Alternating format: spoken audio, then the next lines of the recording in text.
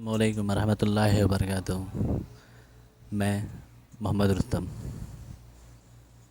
Kedar, new India. तो मैं video से पहले ही बोल रहा हूँ मैं आप लोगों को कि आप लोग प्लीज़ हमारे केदार न्यूज़ चैनल को सब्सक्राइब एंड फॉलो करें, यूट्यूब चैनल को। और हमारा पेज है फेसबुक पे केदार न्यूज़ इंडिया, उसको भी फॉलो एंड लाइक ज़रूर करें। तो दोस्तों, मैं आपसे बात करने वाला हूँ जो देश में हो रहे हैं निजीकरण है, और देश की जो जीडीपी जो आज पूरी तरह से ध्वस्त हो चुकी है, पूरी तरह से जो गिर चुकी है, वो क्यों है।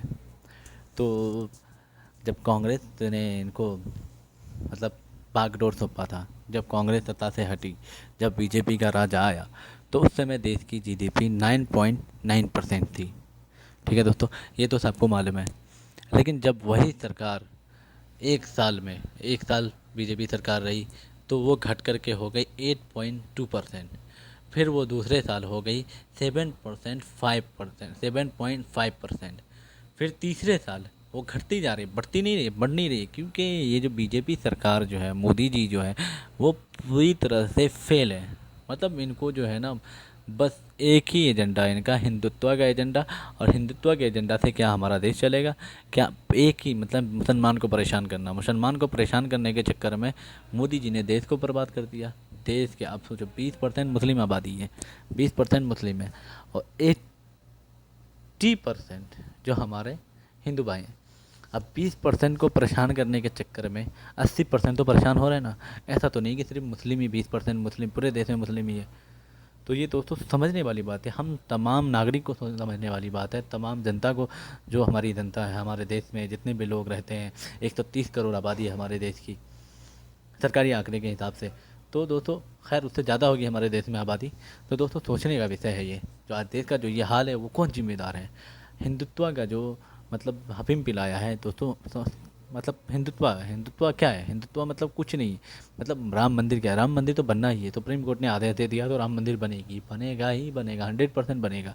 ये सुप्रीम कोर्ट का फैसला है। और ये मुसलमान ने भी असहमति नहीं जताई। उन्होंने मुस्लिम हमारे मुस्लिम भाई भी, हम लोग जो है ना, हम लोगों ने ये भी मान लिया कि ठीक है, ये तो कम से कम मुद्दा हिंदू मुसलमान का मुद्दा था, वो तो ख़त्म हो गया। इस पर राजनीतिक चल रही थी, वो तो ख़त्म हो गया। तो दोस्तों, ये समझने वाली बात है कि आज राम मंदिर का मुद्दा ख़त्म हो गया, अब आ गया लव जिहाद। मतलब बीजेपी को एक ना एक नया मुद्दा चाहिए ही चाहिए मुसलमान को परेशान करने के लिए, और हिंदू भाई के अंदर जो है ना, मुस्लिम के ख़िलाफ़ नफरत पैदा करने के लिए। इससे क्या होता है, अभी जब लॉकडाउन लगा, ठीक है, स्टार्टिंग में जब कोरोना आया, कोरोना हमारे देश में जैसे एंट्री हुआ, लॉकडाउन लगा, बोले 21 दिन में हमारे देश की जो है ना, मतलब हाल सही हो जाएगा। लेकिन उससे बद से बदतर हाल हो गई हमारे देश में। आज 75,000 जो है ना, हमारे देश में per day 75,000 per day corona का नया मामला आता है। और मृत्यु दर कहाँ पहले कम थी और बढ़ गई है आज। तो दोस्तों, आज हमारा देश जो है ना, ब्राज़ील से कुछ ही पीछे है। तो हमारे जो प्रधानमंत्री थे, वो कहते थे हमारे भारत को विश्व गुरु बनाएंगे। तो हाँ, उसी मामले तो नहीं बनाया, ऐसे ताकतवर तो नहीं बनाया, नहीं, कोरोना के मामले में ज़रूर विश्व में मतलब पहले नंबर पे आ रहा है हमारा देश, आने वाला है। तो कुछ ही मतलब अगर ऐसी लापरवाही चलती रही, तो हमारा देश नंबर 1 पे आ ही जाएगा। ब्राज़ील को भी पीछे छोड़ देगा हमारा हिंदुस्तान। तो दोस्तों, समझने वाली बात है, आज जो देश में, जो देश का जो ये हाल है, वो क्यों है? क्योंकि मोदी सरकार, जो बीजेपी सरकार है, वो पूरी तरह से नाकाम है, फेलियर है। और फेल क्यों है? क्योंकि मोदी सरकार के पास मतलब कोई भी अच्छी नीयत नहीं है। मतलब मोदी सरकार की नीयत ही अच्छी नहीं है। इनका बस एक ही काम है, गरीबों को लूटो, अमीरों में दो। अब 135 स्टेशन जो थे, उसको जो है ना, इन्होंने प्राइवेट कर दिया, ठेकेदार के हाथ में डाल दिया। जो भी कंपनियां हैं, बड़ी बड़ी कंपनियां, उन्होंने ख़रीद लिया। हम्म?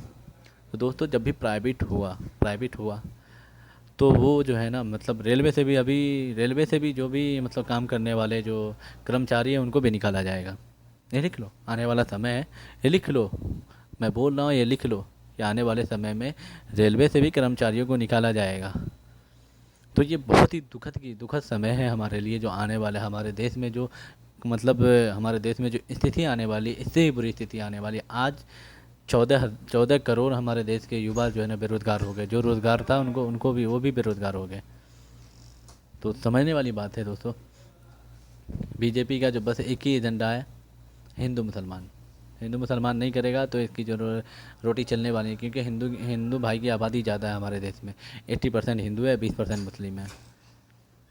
और ये जो दलित भाई ये सोच रहे हैं कि मोदी जी, राम मंदिर बनने से अगर तुम्हारे बच्चे को रोज़गार मिल जाता है, नहीं मिलने वाला। राम मंदिर बनेगा तो रोज़गार नहीं मिलेगा। वही जो ब्राह्मण है, जो मनुस्मृति को मानने वाले हैं, उन लोग ही उस पर मतलब राम मंदिर में रहेंगे ऊँचे पोस्ट पे। बाकी तो भाई तुम लोग के हाथ में कटोरा पकड़वा दिया जाएगा।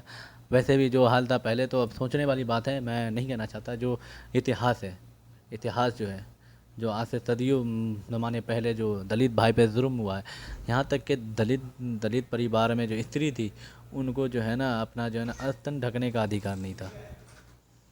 स्तन ढकने का अधिकार नहीं था। ये अधिकार बाबा साहब अम्बेडकर ने दिया।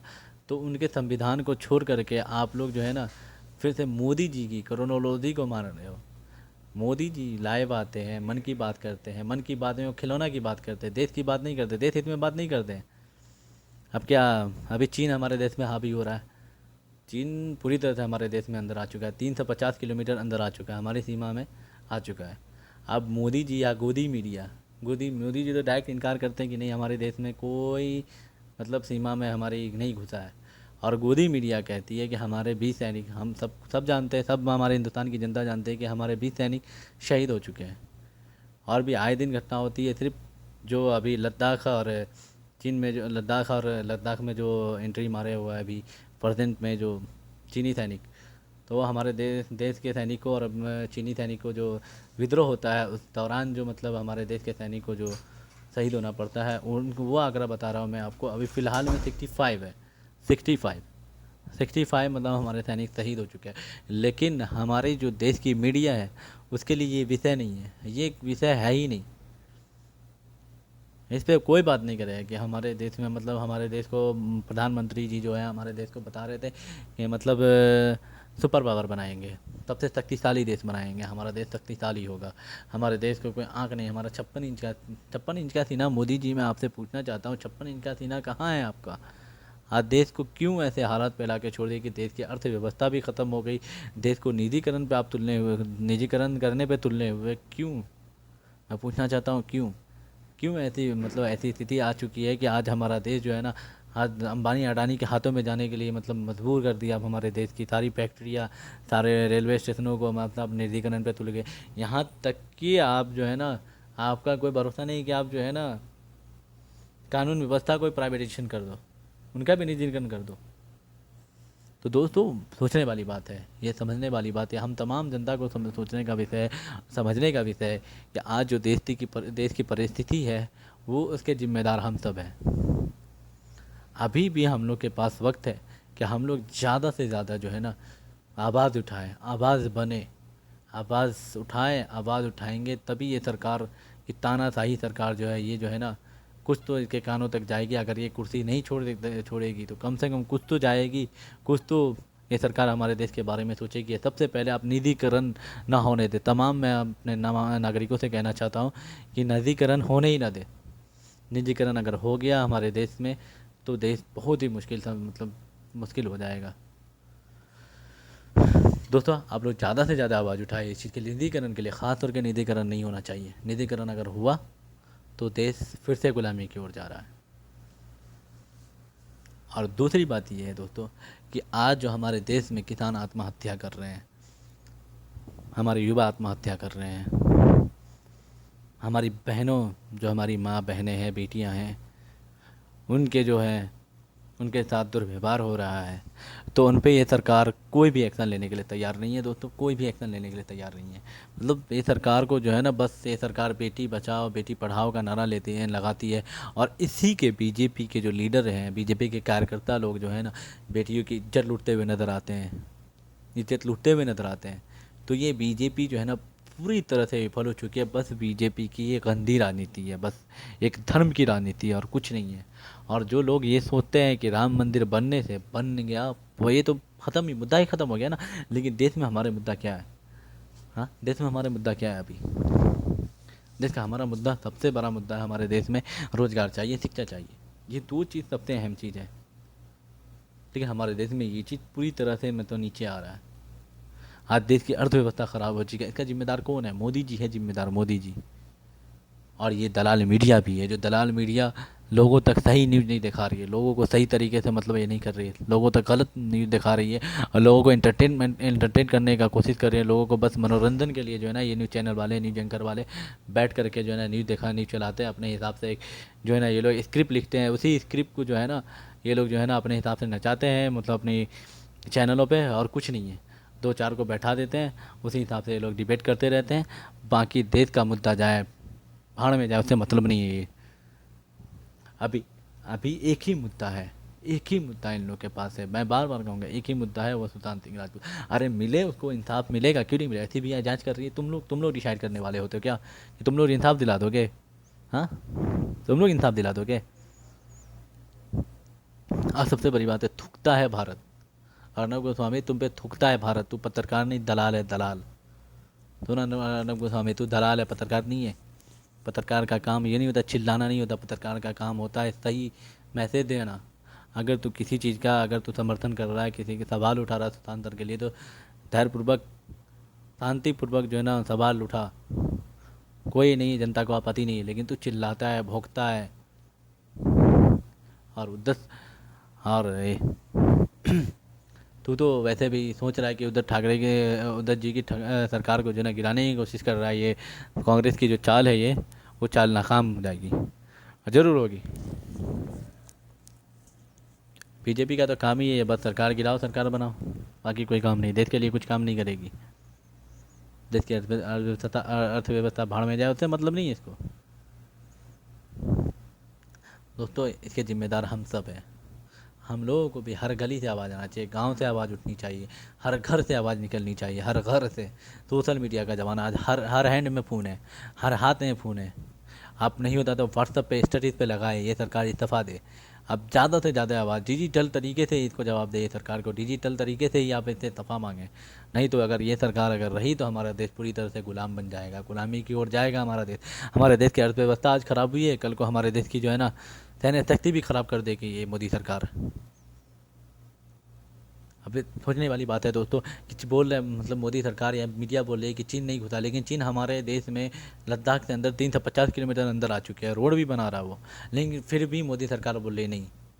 तो ये क्या हो रहा है दोस्तों, ये क्या हो रहा है? मतलब देश हमारा पूरी तरह से, देश की मतलब कोई चिंता नहीं है मोदी जी को, देश की चिंता होती बस झूठा न्यूज ये लोग फैला देता है मीडिया लोग, जो सच है सच नहीं दिखाता ये लोग, झूठी न्यूज लोगों के अंदर डाल देता है, बाकी कुछ नहीं है। तो मैं पूछना चाहता हूँ, मैं अपने तमाम दोस्तों से पूछना चाहता हूँ, दोस्तों आप लोग युवा हैं, हम भी युवा हैं, आप भी बेरोज़गार हैं, हम भी बेरोज़गार हैं, तो हम सब मिलकर आवाज़ उठाएं, सोशल मीडिया से ही, डिजिटल तरीके से ही उनको जवाब दें, सरकार से सवाल करें और जवाब मांगे। अगर जवाब नहीं मिले तो इस्तीफ़ा मांगे, इस्तीफ़ा मांगे तो मांगे। और हर जगह से सोशल मीडिया डिजिटल तरीके से नहीं होता तो अब रैली निकाल करके, लेकिन आप इस सरकार से जो है ना जवाब मांगे, ये सरकार से इस्तीफ़ा मांगें, और कानूनन तरीके से, ये नहीं कोई भी हंगामा, कोई भी हल्ला फसाद करके नहीं, एकदम शांतिपूर्वक आवाज़ उठाएं आप लोग, शांतिपूर्वक। आप लोगों की रिक्वेस्ट है हमारी, आप लोगों से, आप सभी अगर जो हमारे वीडियो को देखते हैं उन सभी से रिक्वेस्ट है हमारी कि आप लोग आवाज़ उठाएं, ये सरकार का विरुद्ध करें, ये सरकार से सवाल करें। अगर सवाल नहीं करेंगे तो आवाज़ दबती है, आवाज़ उठती है तभी उठती है, आवाज़ निकलती है तब उठती है, आवाज़ नहीं निकलेगी तो वो दबी की दबी रह जाएगी। आप आवाज़ बनो दोस्तों, आप भी युवा हो, आपके अंदर भी सलाहियत है बोलने की, आपके अंदर भी कैपेसिटी है बोलने की, आप भी बोल सकते हो, आप भी आवाज़ उठा सकते हो। क्यों नहीं आवाज़ सवाल करते हो? क्यों चुप मौन बैठे हो? मौन बैठने से क्या होने वाला है? कुछ नहीं होने वाला। कल को हमारी नस्लें हम पे थूकेगी, हम पे गालियाँ देगी। दोस्तों बस ये सोचने का विषय है, हम सब के लिए सोचने का विषय है। आज जो देश की ये हाल है, निजीकरण अगर हो गया हमारे देश का तो अभी ये हाल है। अगर पूरी तरह से जो जो एजेंडा है, जो जो इनका स्क्रिप्ट तैयार है, पूरी तरह से लिस्ट तैयार है कि ये चीज़ को स्कूल भी निजीकरण होगा, कॉलेज भी निजीकरण होगा, मतलब हॉस्पिटल भी निजीकरण होगा, यहाँ तक कि पुलिस स्टेशनों को भी मतलब निजीकरण करेंगे, रेलवे स्टेशन तो हो ही गया, एयर इंडिया हो गया, बैंक का भी निजीकरण करेंगे, तो देश में बचेगा क्या? सब प्राइवेट हाथों में चला जाएगा, तो देश में बचेगा क्या? देश की जनता कहाँ जाएगी? देश की जनता को जो रोज़गार मिलता था वो रोज़गार छिन जाएगा। देश की जनता, जो हमारे किसान भाई हैं, किसान भाई जो सही रेट मिलता था वो रेट नहीं मिल पाएगा, क्योंकि लोग बेरोज़गार रहेंगे, लोग कहाँ से खाएंगे, लोग गरीब, मतलब ये गरीब को गरीबी गरीब करना चाहते हैं और अमीर को अमीर बनाना चाहते हैं। तो अमीर तो अंडानी अंबानी पैसा कहाँ रखोगे मेरे, अगर अंडानी अडानी साहब अंबानी साहब मेरी बात अगर सुन पाएंगे तो अडानी साहब अंबानी साहब आपसे मेरी हाथ जोड़ कर रिक्वेस्ट है, अब पैसा कहाँ रखोगे अडानी साहब, कुछ तो हमारे देश पे इतना, मतलब आपके तो मोदी जी पागल हो चुके हैं। आपके मोदी जी का जो है ना एज हो चुका है, मोदी हमारे जो प्रधानमंत्री हैं उनका एज हो चुका है। मैं अपनी भाषा का वापस लेना चाहता हूँ, मैंने जो पागल कहा वो भाषा मैं अपनी वापस लेना चाहता हूँ। दोस्तों मैं क्षमा चाहता हूँ मोदी जी, आपकी जो एज हो चुकी है तो आप उस हिसाब से आपके सोचने की क्षमता भी कम हो चुकी है। मोदी जी जो है ना सठिया चुके हैं, मोदी जी के पास सोचने की क्षमता जो है ना पूरी तरह से वो खो चुके हैं अपनी सोचने की क्षमता, तो इसीलिए वो हर चीज़ को निजीकरण करना चाहते हैं। क्यों? सरकारी सरकारी चीज़ को निजीकरण करने से क्या मिलेगा मोदी जी, आपका क्या फ़ायदा है ये बताओ मुझे। बस देश की जनता आपसे जवाब मांगना चाहती है, जवाब मांगती है आप, ये हक है मुझे, ये संविधान ने राइट दिया है, मैं जवाब चाहता हूँ मैं आपसे। और मैं उस तमाम मीडिया कर्मियों से मैं पूछना चाहता हूँ कि मीडिया मीडिया वालों, तुम्हारे पास और कोई मुद्दा नहीं है सुशांत जी को लेकर के? अरे उन किसान भाइयों के लिए भी तो सवाल उठाओ जो आए दिन आत्महत्या करते हैं, उन युवाओं के लिए भी तो आवाज़ उठाओ जो युवा बेरोजगार होकर के आत्महत्या करते हैं, उन उन माँ बहनों के लिए भी तो आवाज़ उठाओ जिनका बलात्कार होता है, जिनके साथ रोज़ उनके साथ आए दिन घटना घटती है। तो क्या वो नहीं है, वो इंसान नहीं है? अरे तुम किसी एक चीज़ को, एक मुद्दा मिल गया उसको ही पकड़ के मतलब तीरते रहते हो। अरे देश का मुद्दा जाए भाड़ में, वो तुमको कोई मतलब नहीं। आ रहे तो ऐसी पत्रकारिता पे थूकता हूँ मैं, थूकता है भारत। सब न्यूज एंकर एक जैसे ही हैं, सब सबके सब, एक रवीश कुमार सर को छोड़ करके बाकी सबके सब। एक और है न्यूज़ 24 पे, न्यूज़ 24 पे जो सर हैं चौधरी नाम करके हैं सर, वो भी एक अच्छे एंकर हैं। ये दो ही एंकर हैं जो मतलब सच दिखाते हैं, बाकी सबके सब बिके हुए हैं, सबके सब दल्ले हैं, सबके सब मोदी जी के भक्त हैं, मोदी जी के मतलब निठल्ले ठल्ले लोग हैं ये लोग। बीजेपी जब से सत्ता में आई है तब से देश में मंदी छाई है।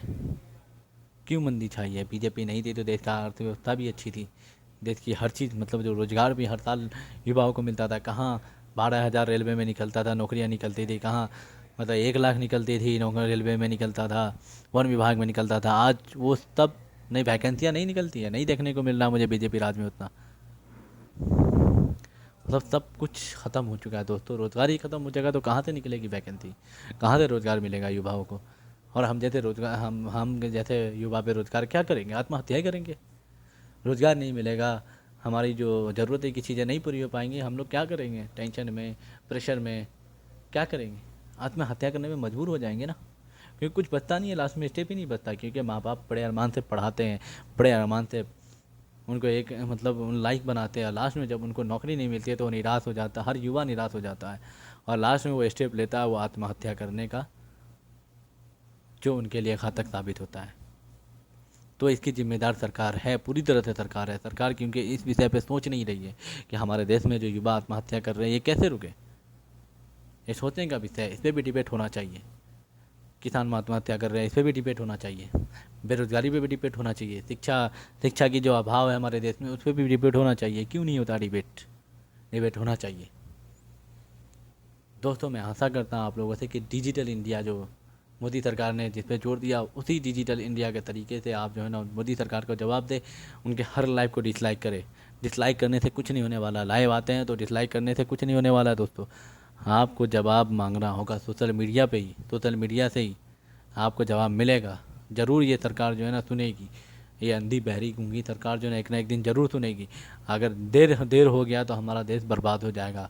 वैसे हमारा देश पूरी तरह से, हमारे देश की अर्थव्यवस्था बर्बाद हो चुकी है, वैसा ना हो कि हमारे देश देश पूरी तरह से बर्बाद हो जाए। इसके जिम्मेदार हम सब होंगे, क्योंकि हम सब आज चुप है ना, तो कल को हमारी बच्चे हमसे पूछेंगे कि जब हमारे देश में यह हाल था तो आप लोग क्यों नहीं आवाज़ उठा रहे थे। और इसके जिम्मेदार हम सब होंगे, हम सबको एक होकर के आवाज़ उठाना होगा दोस्तों। सोशल मीडिया से ही जवाब मांगना होगा। ये मोदी सरकार से सवाल करो, जवाब मांगो, सवाल पूछो, एक बार ना मिले 1000 बार सवाल करो। मैं आप लोगों से आशा करता हूँ, आप लोगों से उम्मीद है हमारी कि आप लोग ज़रूर आवाज़ उठाएंगे सोशल मीडिया पे। आप नहीं होता व्हाट्सअप नहीं चलाने आता, फिर व्हाट्सअप पे ज़रूर नहीं होता तो आप डीपी पे लगा दो, मोदी सरकार इस्तीफ़ा दो, रोज़गार दो या इस्तीफ़ा दो। नहीं होता है तो आप फेसबुक पे नहीं होता तो ट्विटर पे नहीं होता तो जो भी आप ऐप्स यूज करते हैं उस पर ही आप जो है ना अपनी आवाज़ उठाएं। ये सरकार को जब आप ये सरकार ज़रूर सुनेगी। ये जो सरकार अंधी बहरी गूंगी हो चुकी है ना, इसे नहीं दिख रहा इन सरकार को, ये सरकार सुनना होगा ये सरकार को। हाँ, जो देश की ये हाल है इसके जिम्मेदार हम सब हैं, हम सब। अगर हम सब नहीं होते, हम सब कैसे नहीं, हम सब हैं। तो ऐसे ऐसे मतलब मोदी जी जो है ना, पूरी तरह से मोदी जी तो झूठ इतना बोलते हैं, जुमलेबाजी इतना करते हैं कि मत पूछो दोस्तों। मतलब झूठ बोलने का जो इनको अवार्ड दे दिया जाए, अगर भास्कर अवार्ड दे दिया जाए तो मुश्किल नहीं है। इनको जो है ना, क्या बोलते हैं, पद्मश्री अवार्ड देना चाहिए झूठ बोलने का, जो हमारे देश में सबसे बड़ा अवार्ड है, वो देना चाहिए इनको। झूठ तो इतना बोलते हैं। दोस्तों, मैं आप लोगों से आशा करता हूँ कि आप लोग हमारी बात से सहमत होंगे। तो अगर हमारी बात से सहमत है तो ज़रूर आप लोग आवाज़ उठाएं और हमारे वीडियो को लाइक करें और हमारे चैनल को सब्सक्राइब करें और हमारे फेसबुक पेज को जेड न्यूज़ इंडिया को फॉलो एंड लाइक ज़रूर करें। ठीक है दोस्तों, अस्सलाम वालेकुम, नमस्ते, सत श्री अकाल, जय हिंद, जय भारत।